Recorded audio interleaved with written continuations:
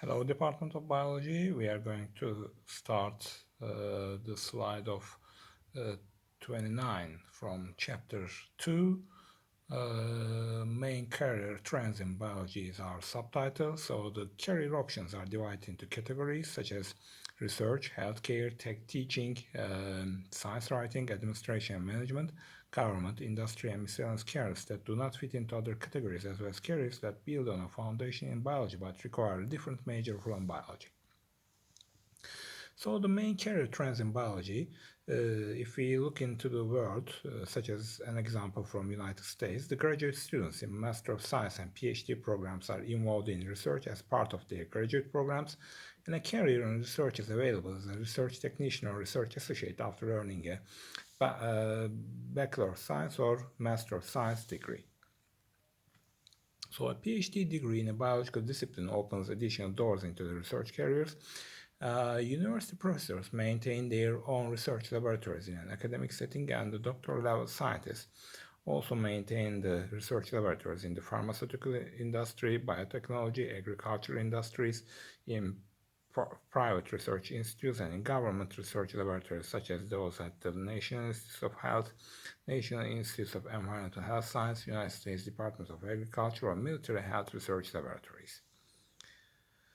In Turkey, we can see a biologist can do many things, including an occupational health and safety specialist, biologists, laboratory specialists. They may be employed either in National Institutes of Health and Healthcare sector, National Institutes of Environmental and Urban Planning, or Ministry of Agriculture, Food and Livestock, or military health research laboratories, and they may be employed in governors and municipalities.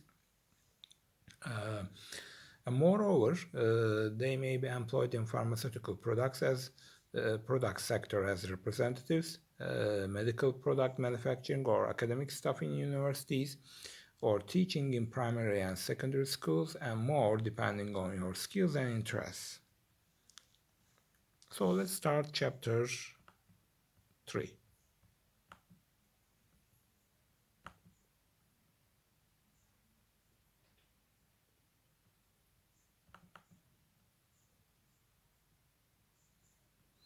So this chapter, the third lecture or third chapter, is on the features of career planning and how to recognize yourself. If you look at the content outline, we are going to aim towards the consistency of the career planning. The self-evaluation and recognizing ourselves are going to be included here. So how can you make up our individual career plans? There are 4 steps: conceptual, developmental, individual-centered, and proficiency-based plannings. In the conceptual planning, an individual career plan is going to make up of defining the abilities, area of interest, values, and proficiency of the individuals and determining the aims, so it should display a wide basis. And moreover, it should contain many roles such as workers, ordinary citizens, students, and family members.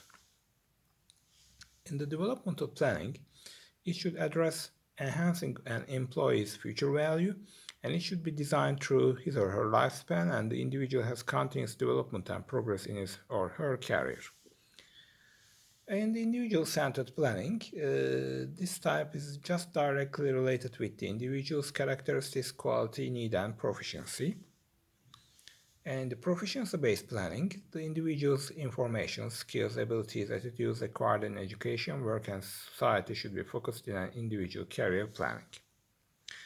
If you look at the self-evaluation, it can start with self-evaluation to discover the career choices. This is the first step in career planning, collecting information about oneself to help decision in building a career, and the decisions about career influences lifestyle, health, well-being, and happiness. A conscious career choice is related to 3 main questions should be asked. Who am I? What am I cherish, esteem in my life, and what will I present, perform to other people or world? How can we recognize ourselves? First of all, let us understand ourselves together with our talents. So, that understanding our talents and abilities are very important. What are our interests? What are our job values or occupational values? What is our personality? And the other necessities, including our lifestyle, comprises what? We have to ask themselves. And we have to ask these questions to ourselves. And we can see the interests. We should have to main ask or find the following before selecting our career. We have to find our interests and hobbies. What types of books do I read? What kind of news do I follow? How do you do in your free time? What kind of activities that you do in order to enjoy yourself? Which type of social, political, cultural, environment, or other issues are important for you? How can you involve in those subject matters? If you look at the job or occupational values, they are the ideas or beliefs that are important for a person, and it is the satisfaction obtained through the profits obtained, such as creativity, success, wage, social security, and respect in society via employment in a job.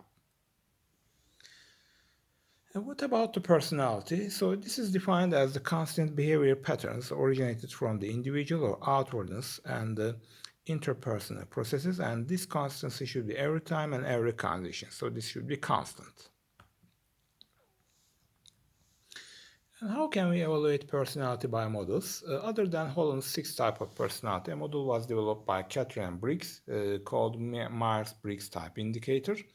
They had inspired by Carl Jung, the theorist of analytical psychology, and this model is based on four types of personality. So the Myers-Briggs type indicator model shows us that this model is based on four personality types reported below, such as the intuitive, thinking, sensing, and feeling types.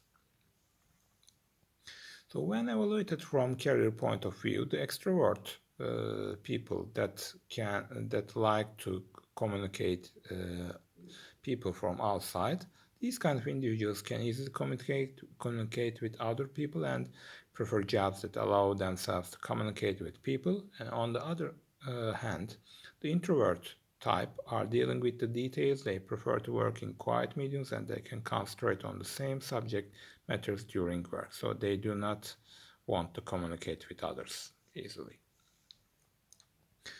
What about the sensation? Sensation is the process in which the people can sense by collecting information about the events, people, things, or ideas. And judgment, let's define this term, is the process to decide and result in related with the sensation. And there are some examples in career choices. We can get information interviewing by an expert, such as sensation. In view of this information, we can decide whether we can think about this career choice or not. So this is the judgment process. In sensation, there are two ways to sense, such as feel and perceive. And in judgment, there are two ways to judge, feel and think. And the perceiving people can prefer to understand the relation between the events occurred in work and focus on what will happen in future. And the people that feel just focus on what happens at work and prefer their emotions. And the people that think does not cope with others in work, but the feeling or emotional people give importance to make others happy and praised by them. There's another model in evaluating personality. The five factor model of personality is very important. Includes neuroticism, that means emotional instability, extroversion, openness to new experiences, and agreeableness and consciousness. You can see these five models one by one: agreeableness, extroversion, openness, consciousness, and neuroticism. So we have to ask ourselves before selecting our career.